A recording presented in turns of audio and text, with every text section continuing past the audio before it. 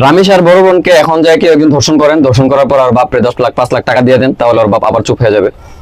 কথাটা এই জন্য বললাম কারণ যে বিষয়টা নিয়ে সারা বাংলাদেশ এতদিন এত তোলপাড়, রাস্তাঘাট, আন্দোলন, হরতাল, এত মানুষের এত ঝাইঝামেলা, মানে রামিস আর বাবা যে পরিমাণ নাটক সিনেমা করছে ক্যামেরার সামনে আইসা, এখন মনে হচ্ছে সমস্ত কিছু নাটক সিনেমা। এই জন্য যার সন্তান মারা গেছে তার এই মুভমেন্টে টাকা নেওয়ার কোনো প্রশ্নই আসে না, কথাই আসে না।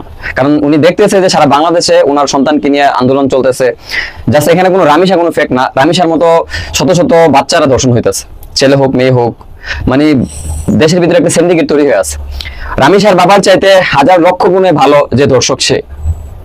এই জন্য যে আসলে সে ধর্ষণ করার পর সে নিজে স্বীকারোক্তি দিচ্ছে, তারা যদি ফাঁসিও দিয়ে দিত তার কোনো পাশে কোনো উকিল দাঁড়াইতো না। ইভেন এখন পর্যন্ত আমার মনে হয় না তার পাশে কোনো উকিল দাঁড়াইছে, তার পক্ষে কোনো লয়ার দাঁড়াইছে। কিন্তু তার বাবা কিভাবে পারলো যে কিছু টাকার বিনিময়ে চুপ হয়ে যেতে?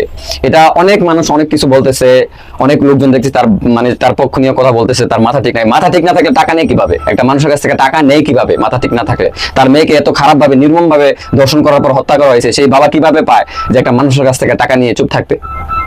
সে চুপ থাকে কিভাবে? আমার তো কোনো প্রশ্ন আসে না। এখন আমার মনে হচ্ছে যে তার বড় মেয়ে যেটা আছে এটাকে কি একজন দর্শন করুক, দর্শন করার পর আবার 5 লাখ টাকা দিয়ে দোক, চুপ হয়ে যাবে।